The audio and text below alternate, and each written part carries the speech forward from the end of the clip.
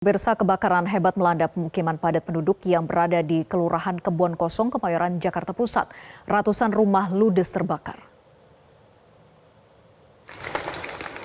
Kepulan asap hitam disertai api membumbung tinggi di area pemukiman padat penduduk yang berada di Jalan Kebon Kosong, Kelurahan Kebon Kosong, Kemayoran, Jakarta Pusat pada Selasa siang.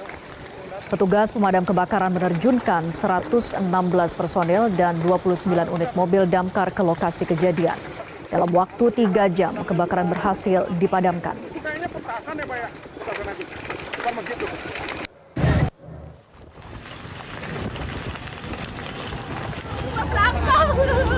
Tiba-tiba api gede. Dari listrik atau kompor apa, Bu? Dari tengah pokoknya, Pak. Atau Kompor akhirnya, Pak. sempat ada ledakan nggak, Bu, atau gimana, Bu? Ini sudah ada. Tiba-tiba api aja, Bu. Rumah Ibu kena, rumah Ibu. Rumah saya belum kena, Pak. Suami saya kena, Pak. Tim identifikasi dari Polres Metro Jakarta Pusat langsung melakukan olah tempat kejadian perkara. Kebakaran diduga akibat kebocoran tabung gas LPG di salah satu rumah. Meskipun demikian, pihak kepolisian masih akan menyelidiki untuk mengetahui secara pasti penyebab kebakaran. Tidak ada korban jiwa maupun luka dalam peristiwa ini. Semua korban kebakaran akan ditampung di tempat pengungsian sementara yang berada di Gedung Sekolah Dasar Negeri 09 yang berada tidak jauh dari lokasi kebakaran.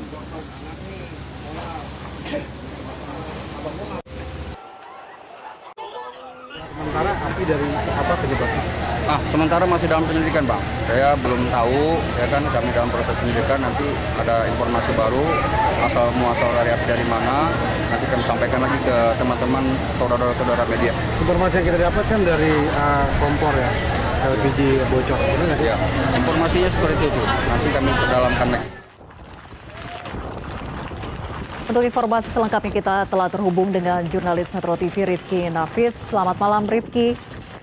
Bagaimana kondisi terkini di TKP kebakaran yang mengakibatkan 100 rumah ludes terbakar di sana? Ya, selamat malam Vera serta pemirsa. Memang betul sekali saat ini kami akan menggambarkan bagaimana kondisi ataupun suasana pasca terjadinya kebakaran di Kemayoran, Jakarta Pusat. Di mana saat ini kalau bisa kami gambarkan memang kondisi rumah sudah luluh lantah, hanya tinggal puing-puing hancur, baik itu dinding maupun atap. Dan saat ini kami juga masih berada di lokasi dan melihat adanya warga yang berada di lokasi, tidak hanya untuk melihat bagaimana kondisi rumahnya, namun juga memeriksa apakah masih ada bara dari api yang masih menyala. Saat ini di depan layar kaca Anda juga terlihat warga terdampak yang kemudian juga ikut membantu memadamkan api ataupun yang diduga api yang masih menyala, bara api yang masih menyala dengan menggunakan ember dan juga gayung. Dan kalau kita boleh gambarkan terkait dengan kondisi terkini juga ini masih tercium bau dari bangunan terbakar, dari kayu, kemudian juga dinding-dinding rumah yang terbakar.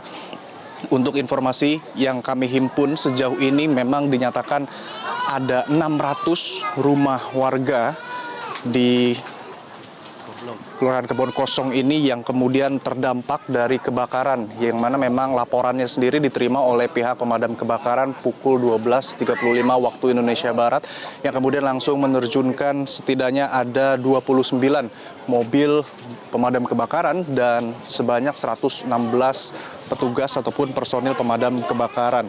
Dan seperti inilah bagaimana kondisi rumah-rumah yang telah hancur, di mana tadi juga sudah jelaskan bagaimana kondisi masyarakat yang saat ini juga telah dibawa ke posko-posko pengungsian. Namun saat ini kami juga sudah bergabung dengan salah seorang warga yang pada saat kejadian kebakaran berada di rumah, termasuk juga warga terdampak, dengan Bapak Heri. Selamat malam, Pak Heri. Ya, selamat malam, Pak. Pak Heri, bisa dijelaskan bagaimana awal mula kebakaran ini terjadi dan apa yang dilakukan warga saat itu, Pak? Awal mulanya saya mau mandi, mau berangkat kerja. Terus baru keluar pintu ada orang teriak-teriak, PRT, tolong bantu, itu ada kebakaran, baru sedikit itu. Tolong dibantu siramin, bilang gitu. Akhirnya saya juga ngikut bantuin juga gitu. Akhirnya saya nggak jadi mandi, lalu bantuin di situ aja. Boleh ditunjukkan, Pak, rumah Pak Heri sendiri ini yang di mana, Pak? Saya yang cuma depannya aja. Kalau ini yang parah kan yang seberangnya itu. Itu artinya pada saat kejadian, apakah warga langsung keluar semuanya? Belum, baru berapa orang doang, 4 tapi berapa itu, termasuk saya juga, terus saya langsung disiramin ke belakang situ. Udah akhirnya nambah gede, akhirnya pada kabur semua orangnya, gitu. Barang-barang semua gitu. Sudah ada informasi belum Pak terkait dengan penyebab kebakaran itu seperti apa sih Pak? Tahu saya sih ini gas, orang masak nggak tahu deh masak apa gitu, terus ditinggal terus panas meledak itunya kompornya gitu. Kemudian untuk sementara ini artinya Pak Heri mengungsi dulu atau bagaimana? Enggak, saya masih bisa ditidurin paling. Nih bapak ini nih Pak bendahara nih yang kena dampaknya. Mungkin mengungsi. Boleh digambarkan nggak sih Pak, meskipun tadi Bapak jelaskan sebagian rumah Bapak rusak, namun secara umum di sekitar lingkungan ini kondisi rumahnya seperti apa Pak? Dampak dari kebakaran itu? Ya gitu parah gitulah juga. Namanya apinya gede banget, jadi ya udah menyebar kemana-mana gitu. Menyebarnya api itu Anginnya kenceng, anginnya arahnya ke sono. Jadi makanya naruhnya ke sana semua harinya, apinya itu. Oh baik, terima kasih Pak Heri atas waktunya. Ya, siap. Dan itu tadi Vera serta pemirsa bagaimana penjelasan terkait dugaan kronologi sementara dari warga yang memang pada saat kebakaran masih berada di lokasi, di mana memang dinyatakan adanya dugaan sementara yaitu api bermula dari gas dari seorang warga yang memasak kemudian menyebar karena angin.